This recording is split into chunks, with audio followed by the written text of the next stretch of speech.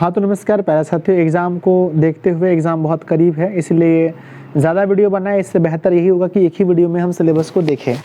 तो इससे पहले मैंने 8 चैप्टर तक कराया था और वो 8 वीडियो आपको अलग अलग मिलेंगे 8 चैप्टर के। लेकिन अब यहाँ से देखेंगे चैप्टर नंबर 9 से लेकर के चैप्टर नंबर 14 तक, यानी 6 चैप्टर हम आपको एक ही वीडियो में कराने वाले हैं। वीडियो थोड़ा लंबा होगा लेकिन ये आपके लिए रामबाण साबित होगा।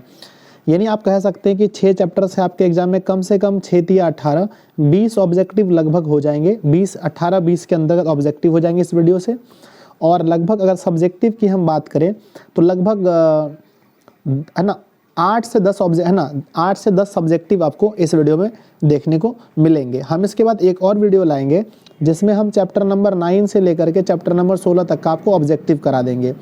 तो ये आप लोग के लिए बहुत ज़्यादा ज़रूरी है, इसलिए आप लोग कान में अपना ईयरफोन लगाइए और पूरी शिद्दत के साथ इस वीडियो को पूरा देख लीजिए और सुन लीजिए अच्छे से।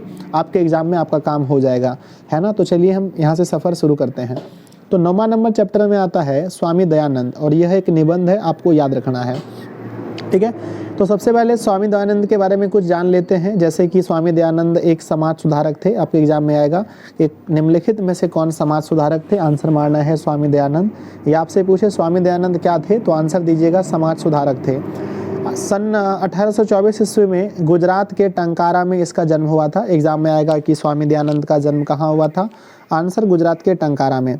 नेक्स्ट है हमारा, इसके बचपन का नाम मूल शंकर था। तो एग्जाम में क्वेश्चन आएगा स्वामी दयानंद के बचपन का नाम क्या था, तो मूल शंकर था।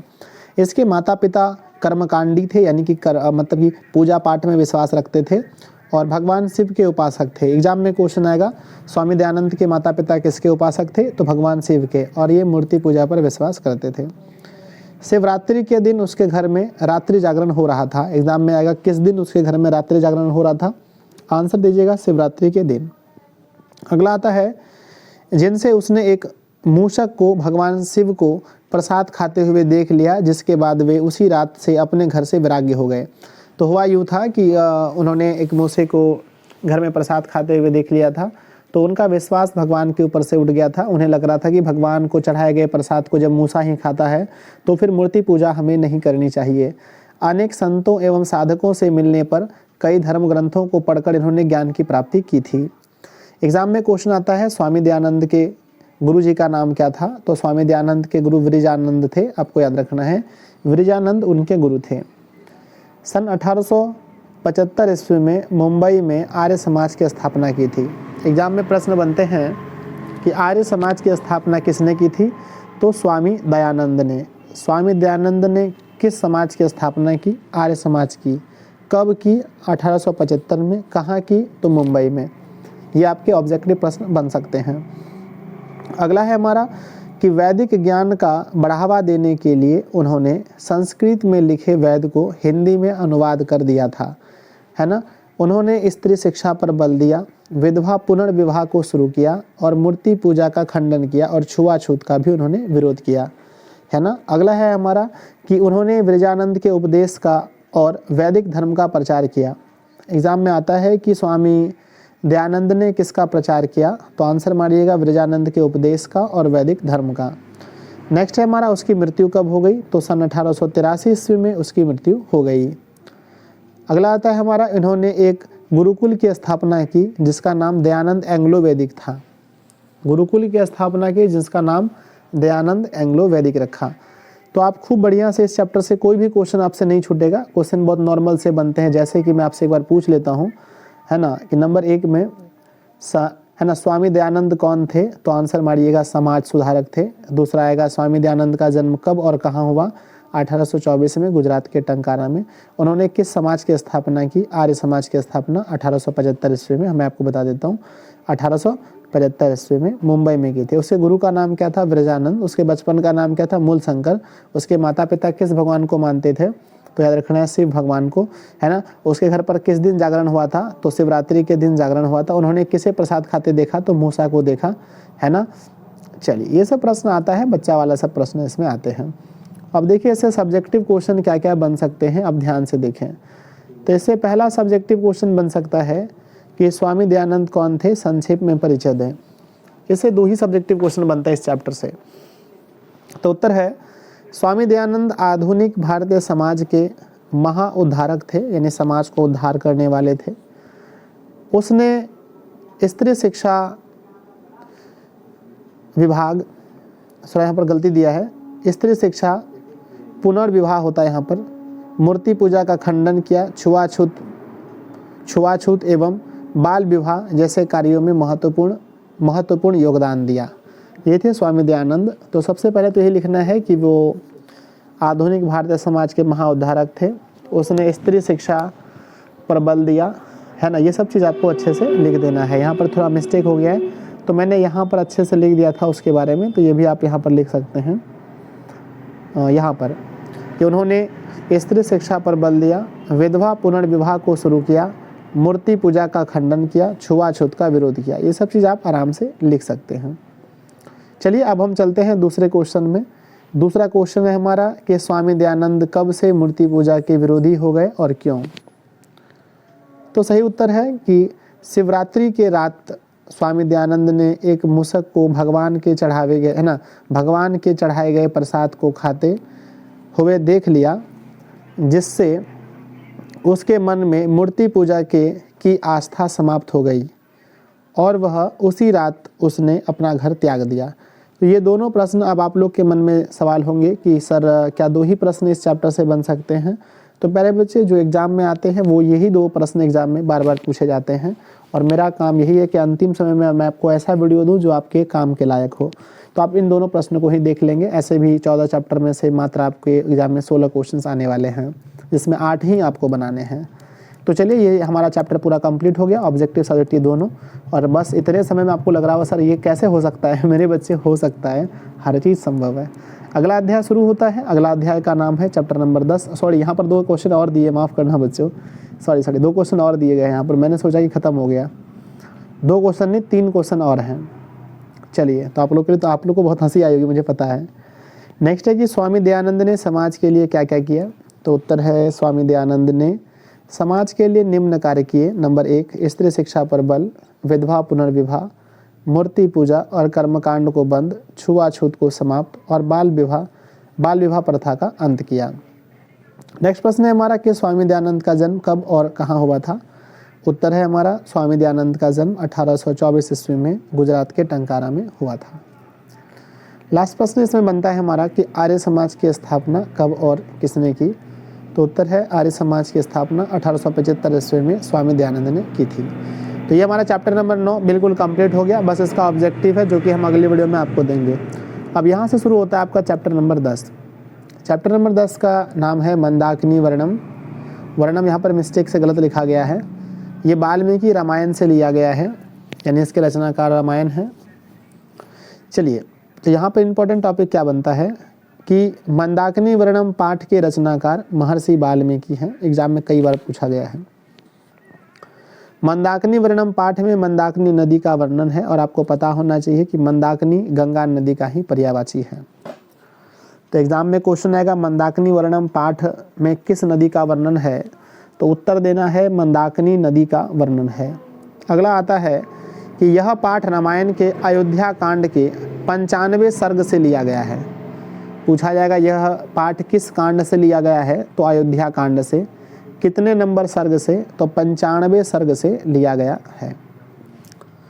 अगला आता है कि इस पाठ का वर्णन कालिदास ने अपने रघुवंश काव्य के 13 मतलब 13 सर्ग में किया है।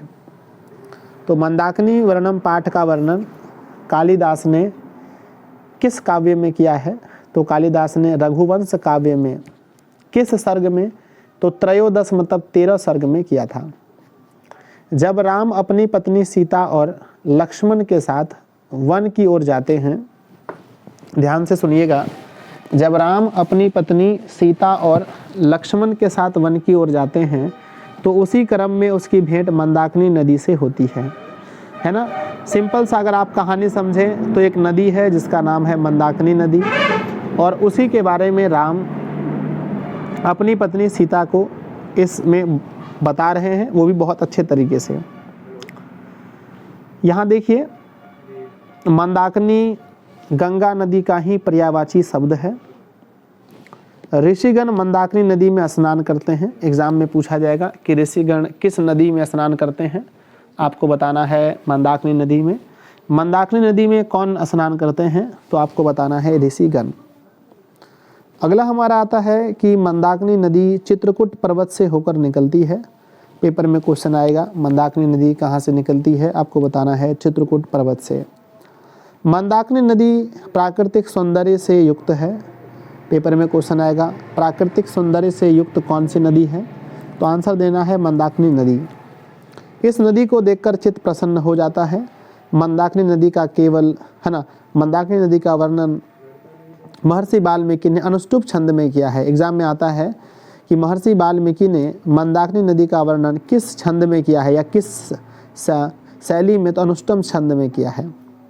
मंदाकिनी वर्णम पाठ में राम ने सीता को हे सीते, हे प्रिय, हे सीते, हे प्रिय, हे विलाक्षिणी, हे विशालाक्षी, हे तनु आदि कहकर संबोधित किया है। एग्जाम में क्वेश्चन आता है कि मंदाकिनी वर्णम पाठ में राम ने हे प्रिय कहकर किसे संबोधित किया?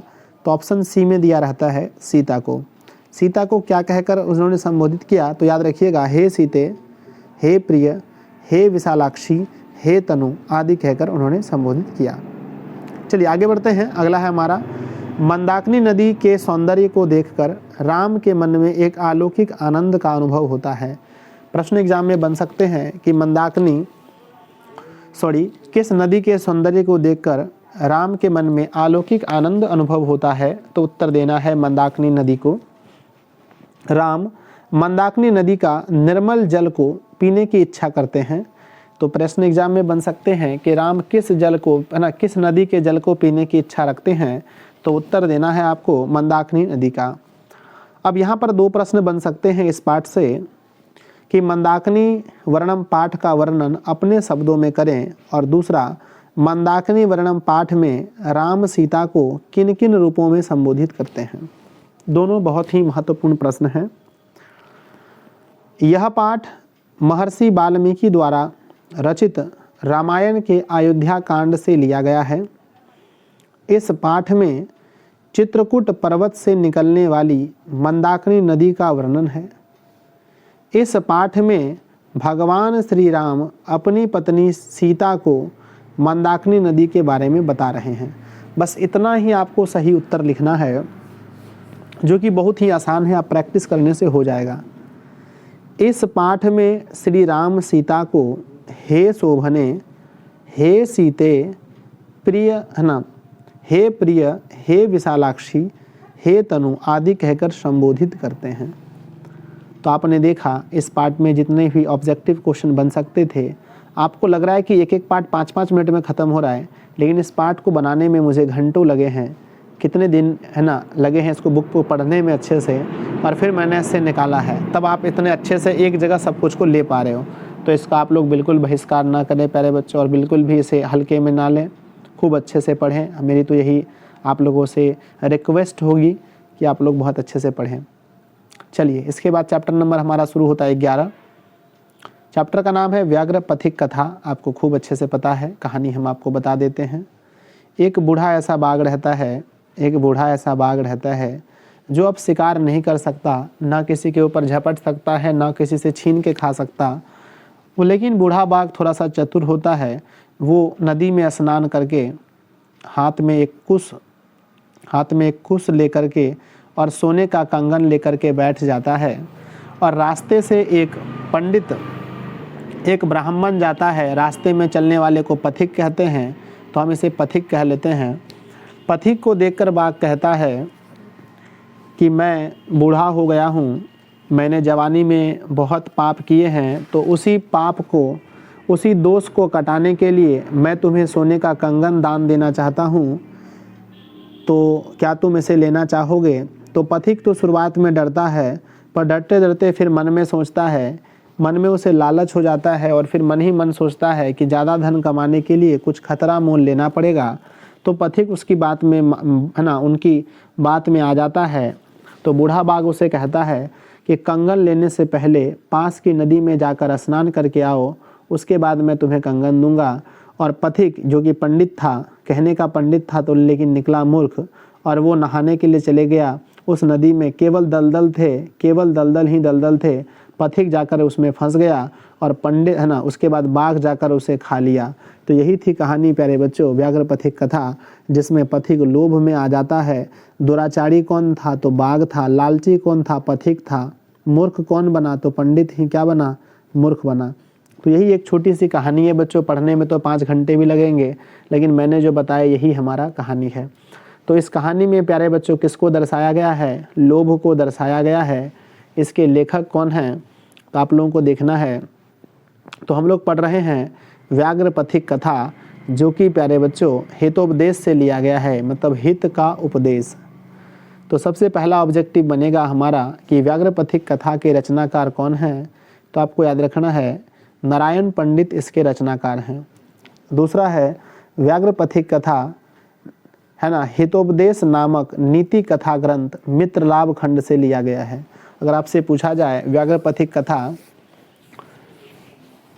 किस है ना कहाँ से लिया गया है, तो हितोपदेश बताना है। हितोपदेश से किस खंड से? तो मित्रलाभ खंड से। व्याघ्र पथिक कथा में लोभ के दुष्परिणाम को दिखाया गया है, जो कि मैंने बताया। एक पंडित लोभ के कारण सोने के कंगन लेने के लिए अपने जान गंवा देता है। व्याघ्र स्नान करके हाथ में कुश और स्वर्ण कंगन लेकर बैठा था। एग्जाम में क्वेश्चन बनेगा, स्नान करके हाथ में कुश और सोने का कंगन लेकर कौन बैठा था? तो आंसर होगा व्याघ्र यानी बाघ। व्याघ्र क्या था? तो वंशहीन था। जिसके वंश में कोई ना हो उसे वंशहीन कहते हैं।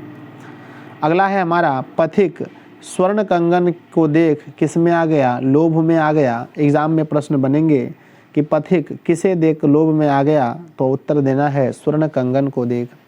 व्याघ्र ने कंगन लेने के लिए पथिक को तालाब में स्नान करने को कहा।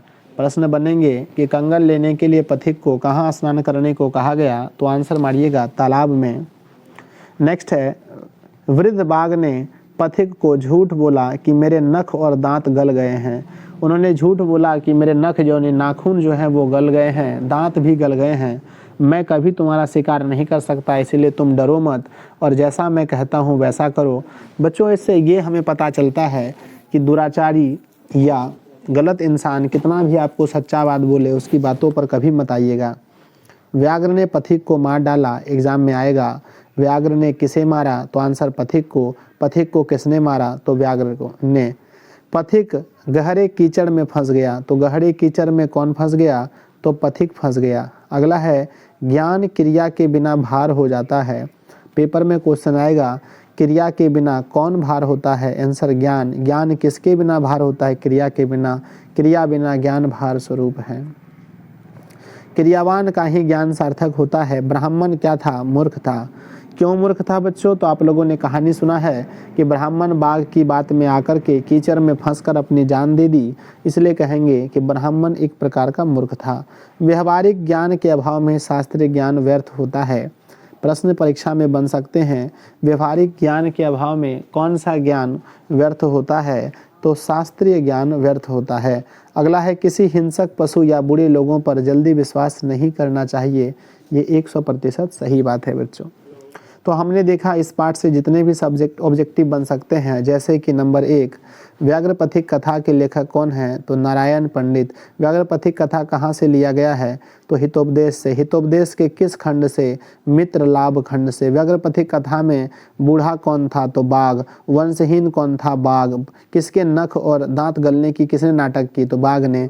बाघ ने किसे मारा? पंडित को। पंडित यानी पथिक को। रास्ते में चलने वाले को पथिक कहते हैं। पथिक को किसने मारा? बाघ ने। पथिक कहाँ फंस गया? कीचड़ में। पथिक किस में आ गया? लोभ में। पथिक किसे देखकर लोभ में आया? तो सोने के कंगन को देख करके लोभ में आ गया। और उन्होंने क्या सोचा मन ही मन कि ज़्यादा धन कमाने के लिए थोड़ा खतरा मोल तो लेना ही पड़ता है। ठीक है, तो ये आपने देखा इस पार्ट का पूरा ऑब्जेक्टिव। अब हम देखते हैं इसका सब्जेक्टिव। ठीक है, इस पार्ट से आपके एग्जाम में बहुत ज़्यादा प्रश्न बनते हैं, हम ऐसा कई बार देखे हैं। तो प्रश्न पहला है कि व्याघ्र पथिक कथा का सारांश लिखें, यानी ये जो कहानी आपने सुना इसी को लिख देना है। क्या प्यारे बच्चों, आपके लिए इस कहानी को लिखना बहुत कठिन है? नहीं सर, इस कहानी को लिखना बहुत आसान है, ऐसा आपका प्रश्न होगा, मुझे लग रहा है। चलिए तो देखिए, इस कथा के रचनाकार नारायण पंडित हैं, है ना। यह कथा हितोपदेश नामक ग्रंथ से ली गई है। इस कथा में लोभ के दुष्परिणाम को दिखाया गया है। वृद्ध बाघ दानी होने का नाटक करके एक ब्राह्मण पथिक को लोभ में फंसा लेता है। व्याघ्र पथिक को एक सोने के कंगन लेने के लिए तालाब में स्नान करने को कहता है। पथिक तालाब के कीचड़ में फंस जाता है और बाघ उसका शिकार कर लेता है। इस कथा से हमें यह शिक्षा मिलती है कि हमें लोभ नहीं करना चाहिए। यही प्यारे साथियों इस कथा का सारांश था, यही इस कथा का पूरा सार था। आगे बढ़ते हैं। अगला प्रश्न है, व्याघ्र ने पथिक को क्या कहा? तो प्यारे साथियों व्याघ्र ने क्या कहा था, ध्यान से सुनिए। तो व्याघ्र ने पथिक से कहा, मैं बूढ़ा और वंशहीन हूँ, मैंने जवानी में अनेकों लोगों को मारा है, अब मैं इस पाप से छुटकारा पाने के लिए दानशील बन गया हूँ, मैं तुझे स्वर्ण कंगन दान में देना चाहता हूँ, यही उन्होंने कहा था।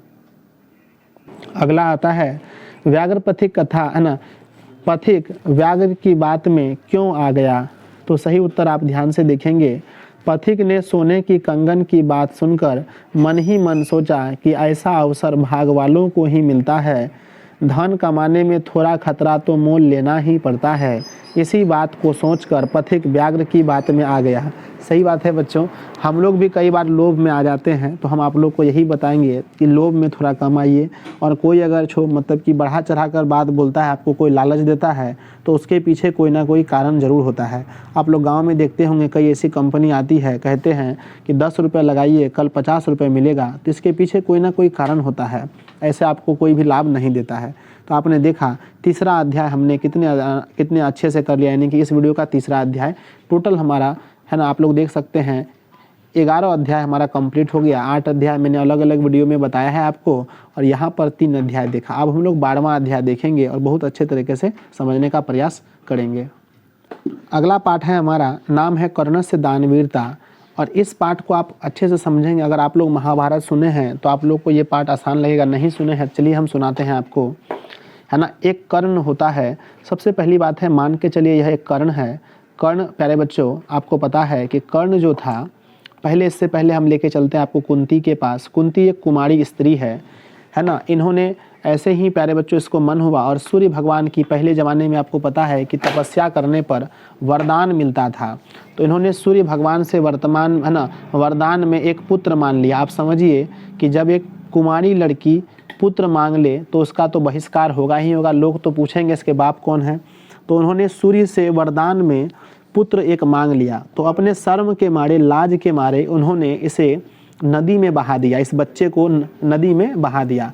तब मछुआरा जो था उसने इसे पा लिया इस बच्चे को, और उन्होंने इसे पास पोलकर बहुत बड़ा कर दिया। और ये है ना, इस बच्चे में एक अलग प्रकार की ही विलक्षण क्षमता थी। यही बच्चा आगे चलकर कर्ण कहलाया। क्या कहलाया? कर्ण कहलाया। उसके बाद कुंती का विवाह आप सबको पता होगा, राजा पांडु से इसका विवाह हो गया। पांडु के फिर 5 बच्चे हुए, जिसका नाम है ना, जिसका नाम है युधिष्ठिर, अर्जुन, भीम, नकुल, सहदेव। 5 भाई ये लोग हो गए, ठीक है।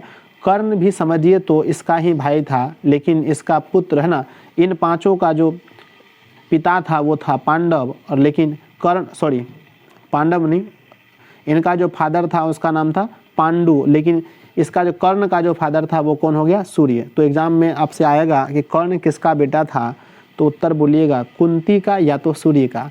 सूर्य ने इसे वरदान में दिया था, तो हम कह सकते हैं सूर्य का बेटा था, या कह सकते हैं कुंती का बेटा था। कौन? कर्ण।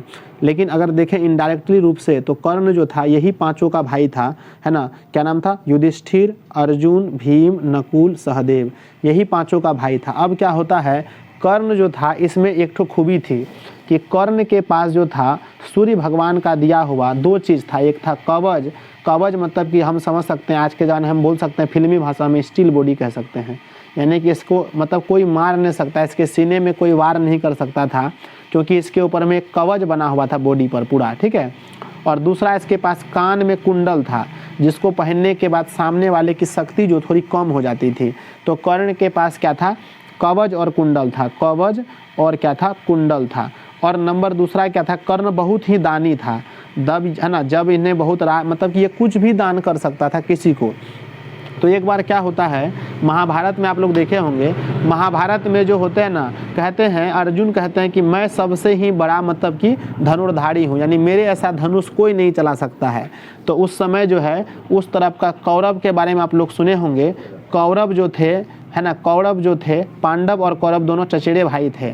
तो कौरव की ओर से कहा, कौरव की ओर में मेन दुर्योधन था। तो दुर्योधन ने बोला कि मैं एक ऐसे व्यक्ति को जानता हूँ जो अर्जुन से भी अच्छा धनुष चला सकता है। तो बोला वह व्यक्ति को बुलाया जाए। तो बुला करके लाया कर्ण को। तो लेकिन कर्ण क्या था, वो मतलब क्षुद्र जाति से था, क्षुद्र मतलब छोटा जाति से था, और ये लोग पांडव यानी ब्राह्मण थे। तो इन्होंने बोला कि कोई क्षुद्र के साथ हम प्रतियोगिता नहीं कर सकते, अर्जुन बोले, ठीक है ना, अर्जुन के गुरु बोले, है ना, जो गुरु थे उन्होंने बोला कि अर्जुन एक ब्राह्मण है और कर्ण एक क्षुद्र है, तो दोनों के साथ में कंपटीशन नहीं हो सकता है। तो उसी समय कौरव जानता था कि कर्ण बहुत शक्तिशाली है। तो कौरव में जो दुर्योधन था उन्होंने अपना हाथ काट करके खून कर्ण के ऊपर में घस दिया। तो कर्ण उसी दिन से क्या बन गया, कौरव की ओर आ गया। और कर्ण जो थे, कौरव लोग भी ब्राह्मण थे, तो ब्राह्मण का खून से इसका राज अभिषेक हो गया। तो कर्ण भी जो है ना वो बन गया ब्राह्मण। अब कहा कि कर्ण जो है, और कर्ण को उसी समय दुर्योधन ने अंग देश का राजा बना दिया। तो अगर आपसे पूछा जाए कि कर्ण कहाँ का राजा बना था, तो अंग देश का राजा किसने बनाया था, तो दुर्योधन ने बनाया था। दुर्योधन कौन है, तो कौरव का बेटा था, कौरव की ओर से दुर्योधन था, इन्होंने बना दिया, इसको अपने ओर शामिल कर लिया। अब दोनों के बीच जब लड़ाई हुई, अर्जुन और इसके बीच जब हुई लड़ाई हुई, अर्जुन और कर्ण के बीच जब लड़ाई हुई, मतलब है ना, अथी को लेकर के कि धनुष में कौन सबसे अच्छा धनुष चला सकता है, तो दोनों बराबरे पर आया, यानी कि है ना, दोनों बराबर पर आया, मतलब दोनों में कोई विजेता नहीं हुआ कि इसमें विजेता कौन बनेगा, दोनों बराबर धनुष फेंका, ठीक है ना, दोनों बराबर फेंका, ठीक है। उसके बाद जो है, उसके बाद जब लड़ाई हुई महाभारत की, आप सबको पता है कि महाभारत की लड़ाई लगभग 18 दिनों तक चली। तो महाभारत की लड़ाई में जब देखा कि सब एक दूसरे की तरफ से आधे आधे लोग मर गए, तब उस समय जो है ना, उस समय देखा कि अब जो कर्ण बहुत शक्तिशाली है, और कर्ण जो है सभी पांडवों को मार सकता था, सभी पांडवों को, पांचों भाई पांडवों को कर्ण अकेले मार देता। तो उस समय क्या हुआ, कुंती को ये बात पता चल गया कि कर्ण मेरा ही बेटा है और ये अपने भाइयों को ही मारेगा। तब कुंती ने भगवान इंद्र को बोला कि हे भगवान इंद्र, आप मेरी बेटों की रक्षा कीजिए। तो फिर क्या हुआ कि इंद्र भगवान ने छल किया। तो इंद्र भगवान ने ब्राह्मण का रूप लेकर के, क्या रूप लेकर के, ब्राह्मण का रूप लेकर के कर्ण के पास आया और कर्ण को बोला भिक्षान देही, मुझे भिक्षा दीजिए। और है ना, आप सबको पता है कि कर्ण बहुत दानी था, तो उसको बोला कि है ना कि मुझे भिक्षा दीजिए। तो है ना, इन्होंने बोला कि बोलो, है ना, इन्होंने बोला मांगो ब्राह्मण, क्या मांगते हो। तो इन्होंने बोला कि मतलब कि तुमको ये दे देंगे, मतलब इन्होंने गाय देने की बात की कर्ण ने कि हम तुमको गाय दे देंगे। एक ब्राह्मण के लिए जो होता है ना, गाय ही उसका सबसे बड़ा मतलब कि दान होता है। लेकिन उन्होंने बोला मुझे गाय नहीं चाहिए, मुझे आपका कवच और कुंडल चाहिए। तब इन्होंने बोला कि आप जो है, हम आपको कवच और कुंडल देंगे, आप जो है अपने असली रूप में आइए तब हम आपको देंगे। तो जो ब्राह्मण का रूप लेकर के आए थे, तब वो अपने असली रूप में आए तो देखा कि भगवान इंद्र हैं। तो भगवान इंद्र ने छल पूर्वक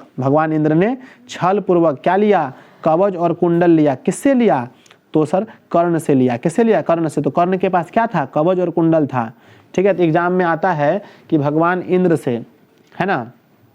तो आपने इस पूरी कहानी को खूब अच्छे से सुना और आपको लगा होगा कि कहानी कितना अच्छा था, ठीक है। तो आप समझ गए होंगे कि कर्ण कौन था, कैसे कैसे था। तो अब आपके एग्जाम में जितने ऑब्जेक्टिव बनेंगे हम आपको सब बता सकते हैं, ठीक है। पहला पूछेगा कि कर्ण कौन था, तो कर्ण जो था कुंती या सूर्य का पुत्र था। नंबर दूसरा पूछेगा कर्ण के पास क्या था, तो कर्ण के पास कवच और कुंडल था। कवच और क्या था, कुंडल था। नंबर तीसरा कर्ण किसकी ओर से लड़ रहा था, कौरव की ओर से। कर्ण किस कहना, कर्ण कहाँ का राजा था, तो कर्ण अंग देश का राजा था, अंग देश का राजा था, ठीक है ना। यही सब प्रश्न आपके एग्जाम में बनेंगे, आपको ज़्यादा दिक्कत नहीं करना है, ठीक है। तो अब देखिए यहाँ पर क्या क्या आपके पाठ में दिए गए हैं, उसको थोड़ा सा देख लेते हैं। कर्ण क्या था, दान करने में वीर था, इसीलिए कर्ण को दानवीर कहते हैं। अगला है कि कर्ण से दानवीरता पाठ के लेखक महर्षि भास हैं। कौन है, महर्षि भास, इसको याद कर लीजिएगा। अगला है कर्ण से दानवीरता पाठ कर्णभार से लिया गया। एग्जाम में आता है कर्ण से दानवीरता पाठ कहाँ से लिया गया है, तो उत्तर देना है कर्णभार से। अगला है महर्षि भास के कुल कितने नाटक हैं, तो 13 नाटक मारिएगा, ऑप्शन बी में रहता है। अगला है कि ना कर्ण को भगवान सूर्य ने क्या दिया था? कवच और कुंडल। कवच और कुंडल किसने दिया था? भगवान सूर्य ने। कर्ण सूर्य और कुंती का पुत्र था। कर्ण कौरवों की ओर से युद्ध लड़ रहा था। एग्जाम में आया है कि कर्ण किसकी ओर से युद्ध लड़ता है, तो आंसर दीजिएगा कि कौरवों की ओर से। नेक्स्ट है, कर्ण को दुर्योधन ने अंग देश का राजा बनाया था। सभी पांडव राजा पांडु के पुत्र थे। पांचों पांडवों का विवाह द्रौपदी के साथ हुआ था। ठीक है ना, ये चीज़ आप लोग अथीम दिखेगा कि जितने पांचों पांडव थे, इन्होंने अर्जुन ने उसे धनुष के खेल में इसको जीता था। ठीक है ना, द्रौपदी को। तो उसकी माँ ने बोला कि जो जीत कर लाए हो सभी भाई बांट कर खा लो। तो उसी के कारण से, उसी वचन के कारण से पांचों पांडवों को द्रौपदी के साथ विवाह करना पड़ा था। ठीक है ना। अगला हमारा आता है कि भगवान श्री कृष्ण युद्ध में पांडव की ओर से लड़ रहे थे और अर्जुन का सारथी बनकर। एग्जाम में क्वेश्चन आएगा कि भगवान श्री कृष्ण किसके सारथी थे, तो अर्जुन के सारथी थे। और किसकी ओर से लड़ रहे थे, तो पांडव की ओर से। नेक्स्ट है, गुरु वशिष्ठ, भीष्म पितामह और कर्ण, ये सभी कौरव की ओर से लड़ रहे थे। सॉरी बच्चों, यहाँ पर गौरव हो गया है, लेकिन आपको कौरव लिखना है। क्या लिखना है? कौरव। नेक्स्ट है, धृष्ट राष्ट्र जन्म से ही अंधा था। एग्जाम में आएगा कि जन्म से ही अंधा कौन था, तो धृष्ट राष्ट्र जन्म से ही अंधा था। धृष्ट राष्ट्र की पत्नी का नाम गांधारी था। क्या था? धृष्ट राष्ट्र की पत्नी का नाम गांधारी था। बहुत इंपॉर्टेंट हो गया यहाँ से। चलिए अगला देखना है आपको। अगला आपको देखना है कि महाभारत की रचना महर्षि वेद व्यास ने किया है। इसको ट्रिक कैसे याद रखिएगा। महाभारत देखिए सबसे बड़ा कहानी है महाभारत में, और विरित का सबसे बड़ा क्या होता है? व्यास। इसीलिए इसका आंसर याद रखना है वेद व्यास। तो महाभारत के लेखक कौन है? वेद व्यास। और इसकी है ना संस्कृत भाषा में लिखी गई है। नेक्स्ट है, महाभारत विश्व का सबसे बड़ा महाकाव्य है। नेक्स्ट है, महाभारत का अन्य नाम जय संहिता है। एग्जाम में आता है, ऑप्शन सी में दिया रहता है। नेक्स्ट है, महाभारत के युद्ध का आंखों देखा हाल धृष्ट राष्ट्र को संजय ने बताया था। ये देखिए, ऐसा नहीं कि मेरा नाम है। आप लोग है ना, एक बच्चे ने कमेंट करके बोला सर गलती से अपना नाम लिख दिया ना, अपना नाम नहीं लिखिए, संजय सही है, संजय ने ही बताया था। नेक्स्ट है, शक्र यानी इंद्र ने कर्ण से, देखिए शक्र किसको कहा गया है? शक्र इंद्र को कहा गया है। इंद्र ने कर्ण से छल पूर्वक कवच और कुंडल ले लिया था। भगवान इंद्र कवच और कुंडल लेने के लिए ब्राह्मण का रूप धारण किया था। तो एग्जाम में आएगा कि किसने ब्राह्मण का रूप धारण किया, तो आंसर लिखिएगा इंद्र ने। किसके लिए, तो कवच और कुंडल के लिए। समझ गया ना। अगला हमारा क्या है कि कर्ण ने इंद्र को गौदान देने के बारे में कहा है। बोला कि गौदान ले लीजिए अगर आप ब्राह्मण है तो, क्योंकि ब्राह्मण के लिए सबसे बड़ा दान गौदान होता है। अगर कोई ब्राह्मण गौदान से बेसी मांगता है तो समझिए वो ब्राह्मण लालची है, या तो वो सही ब्राह्मण है ही नहीं। ठीक है, तो कर्ण ने इंद्र को है ना गौदान दिया। जब उसने नहीं माना तो फिर बोला आप अपने रूप में आइए, क्योंकि कहना कर्ण जो बोलता था वही करता था। तो कर्ण क्या था? दानशील था, उससे जो मांगा उसने दे दिया। उसके बाद आप लोग के मन में आएगा सवाल सर क्या हुआ, तो उसके बाद क्या हुआ देखिए, कर्ण ने जब अपना कवच और कुंडल दे दिया तो कर्ण की शक्ति कम हो गई और कर्ण जो है ना कमजोर पड़ गया। उसके बाद अर्जुन ने कर्ण के ऊपर में बाण चला दिया और अर्जुन फिर मारा गया। उसके बाद सभी कौरवों की मृत्यु हो गई और कौरवों की हार हुई और पांडवों की जीत हुई। आप सबको पता है कि महाभारत युद्ध में पांडवों की जीत हुई थी। समझे, क्योंकि पांडव सत्य की ओर थे, इसके साथ भगवान श्री कृष्ण थे, और वो लोग असत्य की ओर थे, इसलिए उन लोगों की हार हो गई थी। ठीक है, चलिए अब देखते हैं इसका सब्जेक्टिव प्रश्न। इसे देखिए, सब्जेक्टिव प्रश्न ज़्यादा बन सकते हैं, लेकिन हमने इस पार्ट से मात्र 4 सब्जेक्टिव प्रश्न बनाए हैं। चारों में से कोई 1 या 2 आपके एग्जाम में एकदम पक्का आ जाएगा। तो यहाँ क्वेश्चन है कि कर्ण कौन था, उसका परिचय दें। तो उत्तर क्या है कि कर्ण कुंती का पुत्र था, जो भगवान सूर्य के द्वारा माता कुंती को वरदान में दिया गया था। कर्ण संसार का सबसे बड़ा दानी पुरुष था। महाभारत के युद्ध में कर्ण कौरवों की तरफ से युद्ध लड़ता था, है ना, लड़ता है। तो यही आपका है क्वेश्चन, और इसका उत्तर जो हम लिखे हैं आपको सेम टू सेम लिख देना है, इसमें कोई सोचने वाली बात है नहीं। तो अगला प्रश्न है कि दानवीर कर्ण कौन था, पठित पाठ के आधार पर बताइए। जो पाठ में है वही लिखना है। तो कर्ण दानवीर था। जब भगवान इंद्र ब्राह्मण का रूप लेकर कर्ण से उसका जीवन रक्षक कवच और कुंडल मांगता है तो वह जान की परवाह किए बगैर उसे कवच और कुंडल दे देता है। यही है कर्ण, है ना। चलिए अगला प्रश्न हमारा क्या बन सकता है। अगला प्रश्न हमारा बना है कि ये कर्ण कौन था, उसकी क्या विशेषता थी। तो मेरे प्यारे साथियों, कर्ण कौन था, उसकी क्या विशेषता थी, तो आप है ना ये चीज़ को आप भी जानते हैं कि कर्ण कुंती और सूर्य का पुत्र था। इसकी विशेषता यह थी कि उसके पास कवच और कुंडल था। जब तक उसके पास ये था उसे मारना लगभग असंभव था, यही उसकी विशेषता थी। दूसरी विशेषता यह थी कि कर्ण दान करने में वीर था, यानी इसका नाम दानवीर था। लास्ट प्रश्न आता है कि दानवीर कर्ण ने शक्र यानी इंद्र को दान में क्या दे दिया?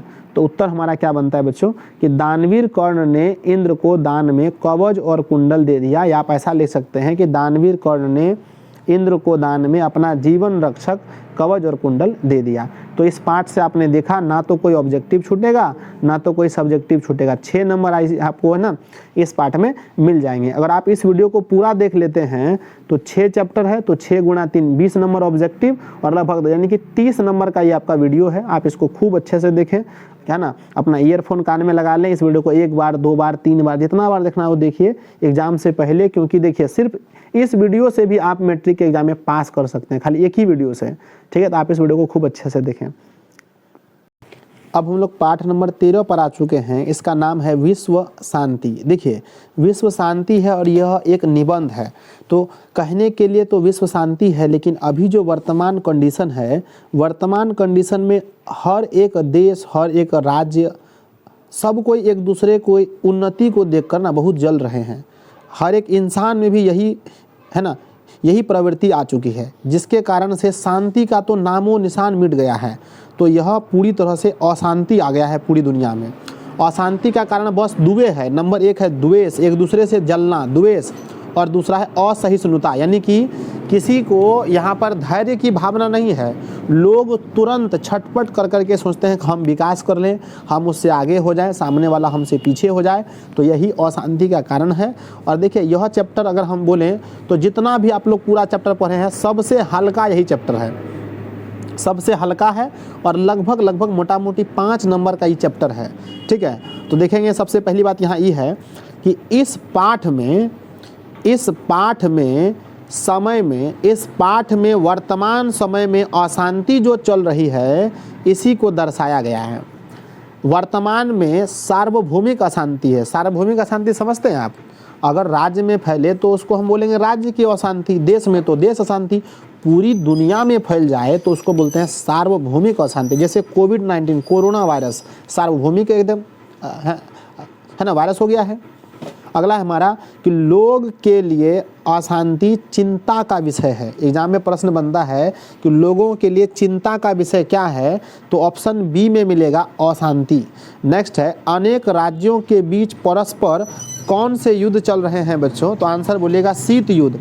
शीत युद्ध का मतलब ये होता है कि कोई लाठी डंडा से मतलब लड़ाई नहीं होता है, एक दूसरे को नीचा दिखाने के लिए अगर युद्ध किया जाए तो उसको बोलते हैं शीत युद्ध।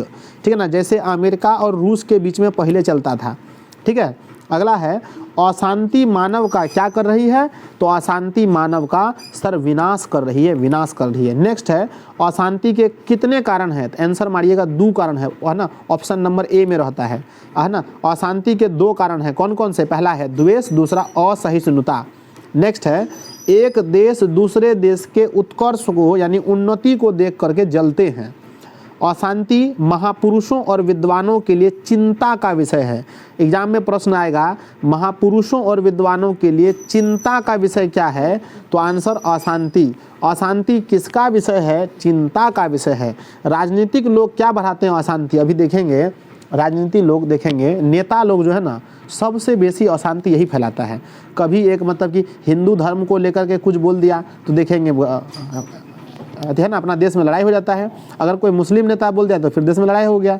तो कहने का अर्थ ये है कि राजनीतिक लोग जितने भी हैं ये सबसे ज़्यादा अशांति फैलाते हैं। नेक्स्ट है 2 देशों के बीच विवाद को संयुक्त राष्ट्र संघ यानी यूएनओ है ना सुलझाता है। एग्जाम में प्रश्न बनते हैं कि 2 देशों के बीच के विवाद को कौन सुलझाता है, तो आंसर लिखिएगा संयुक्त राष्ट्र संघ यानी यूएनओ। अगला प्रश्न आता है कि केवल उपदेश देने से अशांति नहीं मिटेगी। सही बात है, खाली बोलने से अशांति थोड़ी मिटेगी। अगला है ज्ञान भारः क्रिया बिना, यानी क्रिया के बिना ज्ञान भार स्वरूप होता है। इसके पहले वाले पाठ में भी आपको हमने पढ़ाया था, वह है ना वैरणेस्य है ना वैरेण वैरणस्य सौम है ना सौमनम असंभवम प्रोक्तवान। यह है ना किसकी उक्ति है? तो प्यारे बच्चों यह है ना गौतम बुद्ध ने बोला था कि वैर से वैर यानी झगड़ा से झगड़ा को नहीं सुलझाया जा सकता, लड़ाई से लड़ाई को नहीं सुलझाया सकता, है ना शांति से लड़ाई को मिटाया जा सकता। ये बात गौतम बुद्ध ने कहा था। एग्जाम में आएगा प्रश्न, वैरेण वैरस्य समनम असंभवम प्रोक्तवान, किसने कहा था? तो आंसर दीजिएगा, गौतम बुद्ध ने कहा था। अगला है भारतीय लोगों के लिए वसुधैव कुटुंबकम होता है, यानी अर्थात सभी हमारे अपने हैं। भारतीय लोग क्या कहते हैं? वसुधैव कुटुंबकम, यानी सभी हमारे अपने हैं। करुणा, करुणा और मित्रता के भाव से अशांति को मिटाया जा सकता है। अगला है प्यारे बच्चों, एक देश दूसरे देश को संकट के काल में जिस दिन सहायता कर देगा उस दिन शांति का सूरज खिलेगा। तो किस दिन शांति का सूरज खुलेगा बताइए? तो जिस दिन एक देश दूसरे देश को संकट के काल में मदद कर देगा उस दिन शांति का सूरज खिलेगा। जो आप लोग को देखने को मिला था जब स्टार्टिंग में कोविड-19 है ना 19-20 में लगभग है ना 2020 में आप लोग को ये चीज़ देखने को मिला था कि एक देश इटली बहुत ही ज़्यादा वहाँ पर कोरोना वायरस हो गया था, तो सब देश उसको मदद कर रहा था। तो उस समय हमारा शांति का सूरज थोड़ा सा दिख रहा था। अब देखिए इस पार्ट से 2-4 ऑब्जेक्टिव क्वेश्चन बनते हैं। नंबर 1 आता है कि वर्तमान में पूरे संसार में क्या फैली है? तो आंसर खोज के मारिएगा अशांति। अशांति किसका विषय है? आंसर खोज के मारिएगा चिंता का विषय। अगला आएगा प्यारे बच्चों कि अभी कैसी अशांति फैली है? तो आंसर मारिएगा सार्वभौमिक अशांति। एक देश दूसरे देश के साथ कैसा युद्ध लड़ रहे हैं? तो आंसर लिखिएगा शीत युद्ध। कौन सा युद्ध? शीत युद्ध लड़ रहे हैं। बस ऐसा भी बात है। अब इसका सब्जेक्टिव क्वेश्चन देख लीजिए। इसमें हमने बनाए 1 2 3 4 5 ठो बनाए हैं, ठीक है ना, और पांचों बड़े इंपॉर्टेंट हैं। आइए स्टार्ट करते हैं। पहला तो सबसे पहला क्वेश्चन बनता है कि विश्व शांति पाठ से हमें क्या शिक्षा मिलती है? तो प्यारे बच्चों इस पाठ से हमें यह शिक्षा मिलती है कि वर्तमान समय में पूरे विश्व में अशांति फैली हुई है। 2 राज्यों के बीच एक दूसरे को नीचा दिखाने के लिए शीत युद्ध हो रहा है। इस अशांति का मुख्य कारण द्वेष और असहिष्णुता है। तो यही है इस पाठ का हमें मिल रहा है शिक्षा की किस प्रकार से अशांति पूरे देश में फैली हुई है। इस आंसर को आप खूब बढ़िया से 2-3 बार पढ़ लें, एक बार कॉपी में लिख के प्रैक्टिस जरूर कर लें एग्जाम से पहले। अब चलिए अगला है कि अशांति को कैसे मिटाया जा सकता है। देखिए बहुत ही बढ़िया प्रश्न है। तो उत्तर हमारा है कि एक दूसरे के प्रति करुणा का भाव रखकर और मित्रता का हाथ बढ़ाकर अशांति को मिटाया जा सकता है। बिना मित्र बने अगर आप चाहेंगे अशांति मिट जाए तो कभी नहीं मिट सकता है। अगला हमारा है कि अशांति का मूल कारण क्या है? तो बच्चों अशांति के मूल कारण 2 ही हैं। पहला है आपसी द्वेष और दूसरा सहिष्णुता। असहिष्णुता होगा, और छूट गया है। एक देश दूसरे देश की उन्नति को देखकर जलते हैं जिससे द्वेष और है ना असहिष्णुता का जन्म होता है। और यहाँ छूट गया, माफ़ कीजिएगा, असहिष्णुता का जन्म होता है। जो लोग हमारा पेड नोट्स खरीदे हैं ना आप लोग इसको ठीक कर लीजिएगा, समझे? उसमें यहाँ पर और लग जाएगा, जिसके कारण पूरे संसार में अशांति फैली हुई है। अगला है कि विश्व शांति के लिए हमें क्या करना चाहिए? तो देखिए विश्व शांति के लिए विश्व के प्रत्येक मनुष्य को, हमको, आपको, सबको, प्रत्येक मनुष्य को एक दूसरे के साथ अच्छे संबंध रखने होंगे। देश विदेश में जितने भी बड़े बड़े नेतागण हैं उन्हें भी एक अच्छे है ना उन्हें भी एक दूसरे से अच्छे संबंध रखने होंगे। किसी भी राज्य का एक दूसरे राज्य की बुराई नहीं करनी चाहिए, तब हमारा विश्व में शांति होगा। अगला है कब शांति का सूरज खिलेगा? अगर प्रश्न आ जाए तो क्या लिखना है कि जिस दिन एक देश दूसरे देश को बुरे समय पर सहायता करने लगेगा, हाथ बढ़ाने लगेगा, उसी दिन देश में शांति का सूरज खिलेगा। तो इस पाठ से देखिए आपका 5 नंबर फिक्स है, लेकिन आपको इस पाठ को खूब अच्छा से पढ़ लेना है, 2 बार 3 बार खूब बढ़िया से पढ़ लेना है, ठीक है। अगर आप इसका PDF लेना चाहते हैं तो इसका हम पेमेंट लेते हैं, ठीक है, मात्र 50 रुपये में। देखिए आप लोग अभी देखेंगे कि है ना, मात्र 50 रुपये देना है आपको, जिसके नंबर है 7700879453। बहुत बच्चे सोचते हैं सर हम आपको 50 रुपये देंगे। प्यारे बच्चे, 50 रुपये बहुत छोटी रकम होती है, और हमें इंटरनेट खर्च, ये मतलब बहुत सारा हमारा भी खर्च होता है, इसलिए हम इसको फ्री नहीं कर सकते हैं। लेकिन जब अगर एग्ज़ाम बहुत करीब हुआ तो हम आपको अंतिम में फ्री दे देंगे। लेकिन अगर आपके पास पैसा है तो ज़रूर आप इस पर कॉल करके मात्र 50 रुपये पे करके गूगल पे या फ़ोन पे से आप लोग इसको नोट्स को खरीद सकते हैं और अपने घर में बैठ के आराम से पढ़ सकते हैं। जब मन करे तब पढ़ सकते हैं, 10 बार पढ़ सकते हैं, जितनी बार पढ़ेंगे आपको फ़ायदा है। इस पीडीएफ में आपको 65 नंबर की हम गारंटी लेते हैं। अगर आप इस पीडीएफ को ले लेते हैं और अच्छा से पढ़ लेते हैं तो 65 नंबर आपके एग्जाम में जो बुक से आता है सारा का सारा इसमें हो जाएगा। तो चलिए अब हमारा अंतिम चैप्टर बचा है। अंतिम चैप्टर का नाम है जी शास्त्रकारा। नेक्स्ट हमारा अंतिम चैप्टर है शास्त्रकारा, ठीक है। और है ना, इस चैप्टर से ऑब्जेक्टिव एकदम बनते हैं। ऑब्जेक्टिव आपका 3-4 ऑब्जेक्टिव बन जाएगा, 3 ऑब्जेक्टिव लगभग आपका इस चैप्टर से बनेगा और 1 सब्जेक्टिव, तो 5 नंबर का ये भी चैप्टर आपका होता है। तो आप इस चैप्टर को खूब अच्छे से देखें। आप लोग सोचेंगे सर मात्र 1 घंटा में इतना चैप्टर करा दिया। हाँ बच्चों, इसको मेहनत पहले बहुत लगा था, ठीक है, इसलिए हम आपको अच्छे से लिख के रखे हैं। तो शास्त्रकारा यानी यह एक वार्तालाप है। सबसे पहले एग्जाम में आएगा कि शास्त्रकारा क्या है, तो ऑप्शन बी या सी में मिलेगा, वार्तालाप है, ठीक है। देखिए शास्त्रकारा मतलब होता है शास्त्र। शास्त्र में आपका क्या आता है, गीता हो गया, कुरान हो गया, बाइबल हो गया, हदीस हो गया, महाभारत हो गया, रामायण हो गया, वेद हो गया, पुराण हो गया, उपनिषद हो गया, ये सारे के सारे क्या है हमारे शास्त्रकारा है ना, तो मतलब शास्त्र हैं, ठीक है। शास्त्र मतलब जिसको पढ़ने से हमें कर्तव्य और अकर्तव्य का ज्ञान होता है, क्या जीवन में करना है और क्या जीवन में नहीं करना है, यह हमें शास्त्र बताता है, ठीक है। तो चलिए हम देखते हैं इसके इंपॉर्टेंट पॉइंट्स को। तो सबसे पहली बात क्या है बच्चों कि भारत में शास्त्रों का महत्वपूर्ण महत्व है। महत्व ही नहीं है, महत्वपूर्ण महत्व है। शास्त्र हमारे ज्ञान का स्रोत है। एग्जाम में प्रश्न बनेंगे कि हमारे ज्ञान का स्रोत क्या है, तो आंसर देना है शास्त्र हमारे ज्ञान के स्रोत हैं। शास्त्र हमें कर्तव्य और अकर्तव्य का बोध कराता है। पेपर में प्रश्न आएंगे कर्तव्य और अकर्तव्य का बोध कौन कराता है, तो शास्त्र कराता है। वेदांग कितने होते हैं बच्चों, तो वेदांग 6।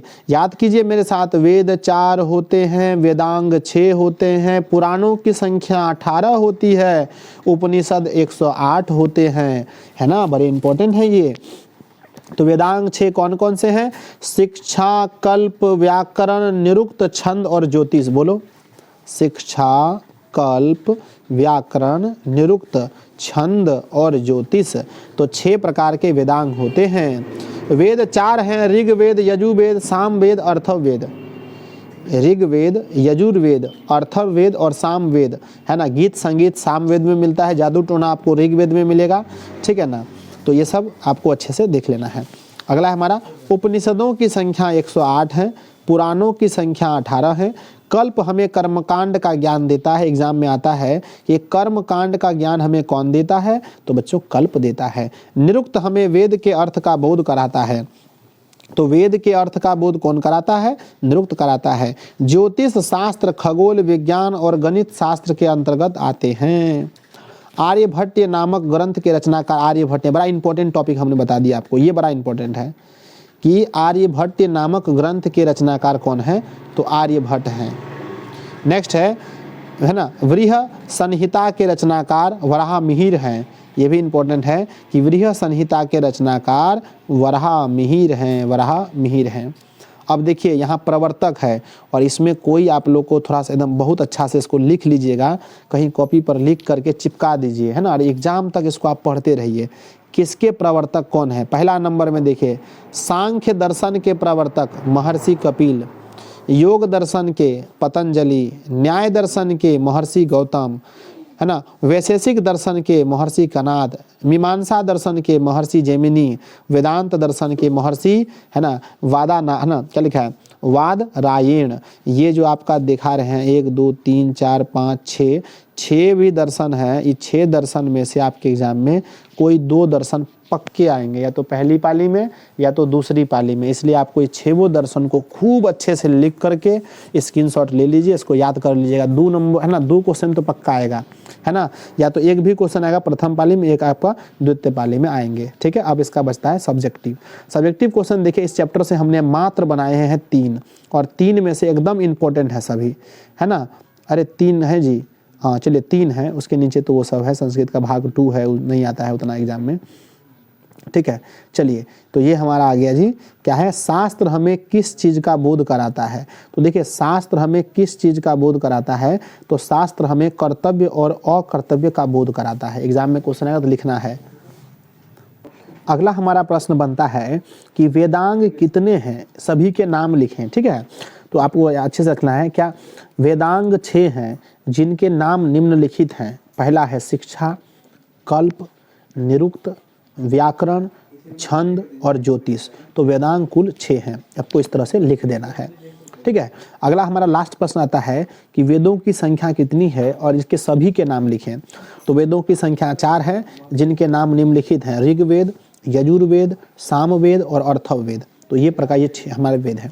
अब देखिए संस्कृत का दूसरा पार्ट भी है, समझे, संस्कृत का दूसरा पार्ट भी है, उससे ज़्यादा क्वेश्चन लेकिन नहीं आता है, फिर भी हम कुछ इंपॉर्टेंट आपके लिए रखे हैं, देख लीजिए क्या लिखा है। ध्यान रहे संस्कृत के दूसरे पार्ट से भी कभी कभी प्रश्न पूछे जाते हैं, पर ज़्यादा प्रश्न नहीं आते हैं, है ना, इतना काफ़ी है जितना हम आपको दिए हैं। ध्यान दीजिए, इसमें एक ठो पार्ट है भीष्म प्रतिज्ञा, है ना, संस्कृत पार्ट 2 में भीष्म प्रतिज्ञा आता है।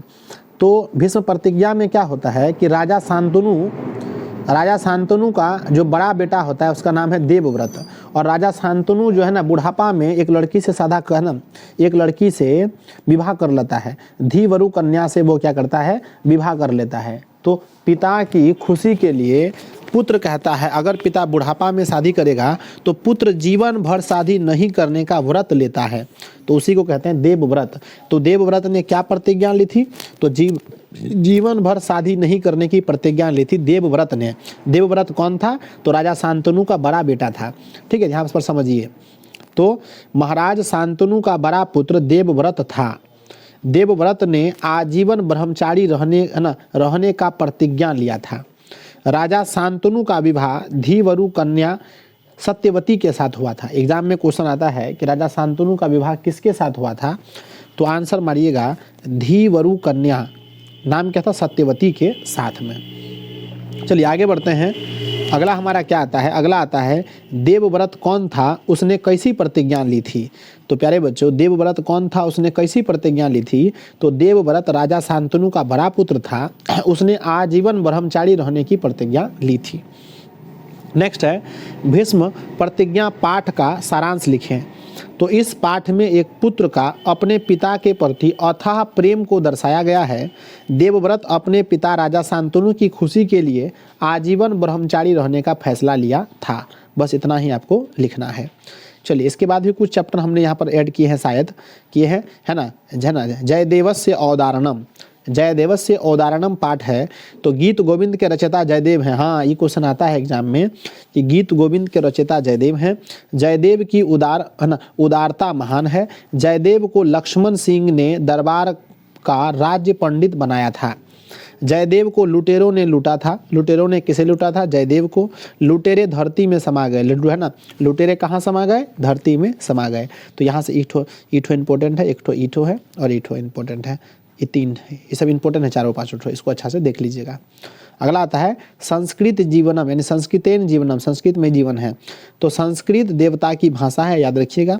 संस्कृत बोलने वाला देवता प्रसन्न होते हैं, संस्कृत बोलने वाले से प्रसन्न होते हैं देवता। तो देवता कैसे प्रसन्न होते हैं, संस्कृत बोलने वाले से।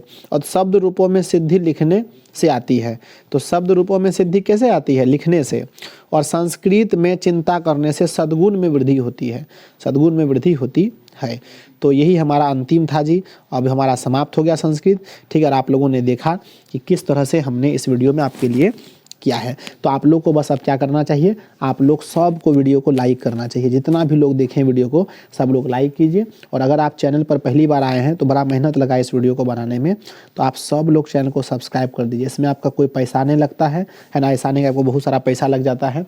आप सब लोग चैनल को लाइक सब्सक्राइब कर दीजिए और इस वीडियो को कम से कम 1-2 व्हाट्सएप ग्रुप में ईमानदारी से शेयर कर दीजिए, क्योंकि परीक्षा बहुत करीब है। और अगर आपका एक शेयर, पता है, आपका एक शेयर किसी बच्चे को एग्जाम में 30 नंबर दिला सकता है, वो बच्चा पास कर सकता है।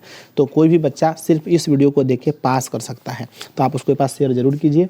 मिलते हैं नेक्स्ट ऐसे ही वीडियो में। अगर आपका कोई क्वेरी है, आपका कोई अगर टॉपिक है जिस पर वीडियो तो सब आप लोग मुझे कमेंट कीजिए, हम वीडियो बनाने का प्रयास ज़रूर करेंगे। जय हिंद, मिलते हैं अगली वीडियो में, है ना। Love you all.